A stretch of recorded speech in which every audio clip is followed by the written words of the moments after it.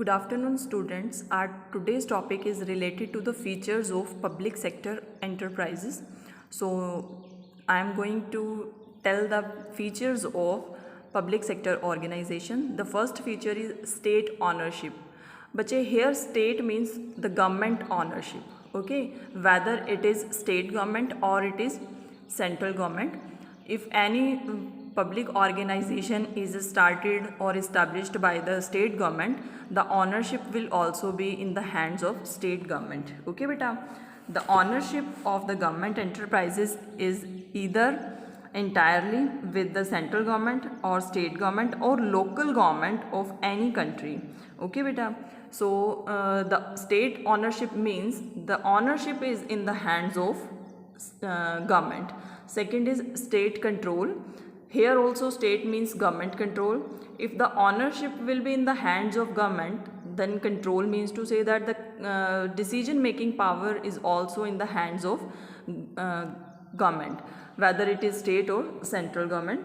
So bache, if I talk about the control, state control, the management and the ownership of the public enterprises are in the hands of the government. Some of the enterprises are established by the government under its own department, means to say that कुछ ऐसे departments हैं जिनको government क्या करती है, establish करती है और वो गवर्नमेंट डिपार्टमेंट के अंदर ही कंसीडर किए जाते हैं. Getting the main ultimate ownership is in the hands of government but run by any particular ministry. Okay, so I am giving you one example बेटा. The example is post and telegraph services. This is the department which is related to the telegraph and communication. So this department is owner of this department is government. Okay, but this is controlled, this is managed by the Ministry of Communication. Okay beta, so this is the basic difference. The ownership is in the hands of government, but this department is run by the Ministry of Communication. Okay, so this is the example. There are some another examples: Bhakhda Nangal Control Board, Hirakund Control Board. These are also the examples of public sector undertakings. Okay, next one is financial freedom. बच्चे almost all the financial support, all the financial needs of the public enterprises are met through the investment of capital by the government. Means to say that the capital, the money invested in the public sector organization is by the government.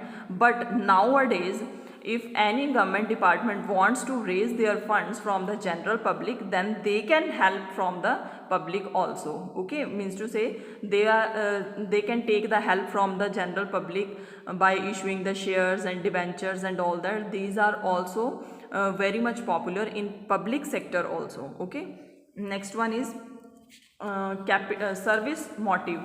Service motive means bache, as we have discussed earlier, the main purpose of the public sector organization is the welfare of the society. So the priority is given to the service, not for the profit maximization. Next is public accountability. Accountability means beta answerability. Okay beta, so the private enterprises are accountable for their activities, for their performance only to a few individuals. Means if 10 persons are jointly start or established or running any kind of private sector, so those are responsible, they are responsible for only those 10 persons. But in case of the public enterprises or the government enterprises, they are accountable not only to the government but also to the society, also to the public, because the government is nominated or elected by the public also. That's why it's very important, the answerability to the public is also important. Next one is bureaucracy in the management. Bureaucracy in the management, since the public enterprises are established by the government, so their management is run by the administrative officer. But as I discussed earlier that there is a department, post and telegram department, the ultimate ownership is in the hands of government, but that department is governed by, that department is run by the Ministry of Communication. So sometimes they are working according to their own rules and regulations.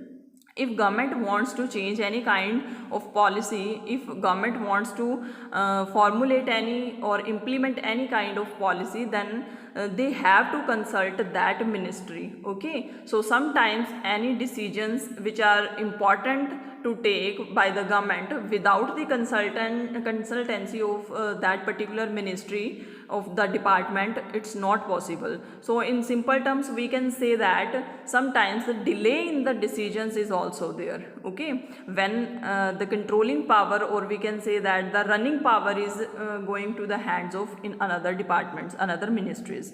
Next one is harmonious industrial relationship. So बच्चे, the attitude of the public enterprises is more freedom, more liberal in the comparison of the private enterprises.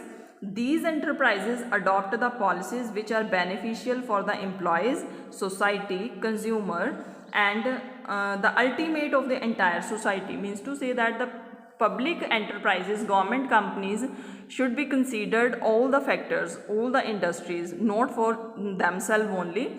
But in case of private organization, they think about their own benefits. So in this way, the public sector, public companies are very much responsible for the good industrial relations.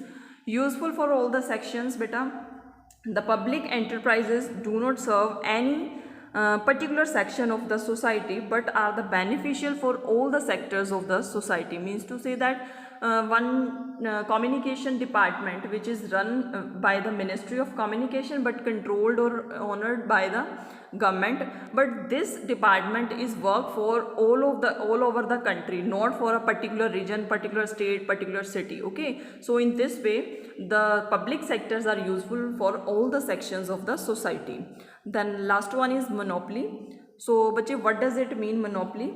Monopoly is a situation where one particular enterprise, one person is available and there is no any competitor, or we can say that the authority and responsibility, or the ownership, or we can say that in the hands of one person. I am giving you one example, beta.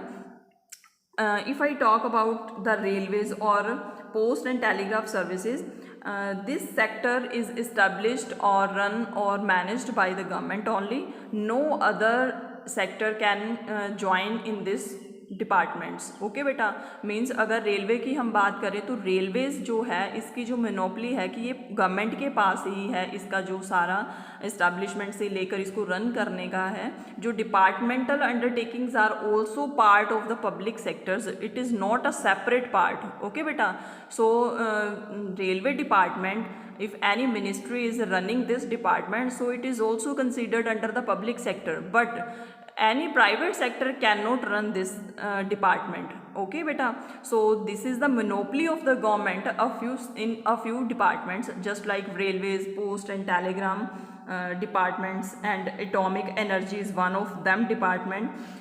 In this department only public sector, means government can control and government can manage, and another rail transport or railways I can say.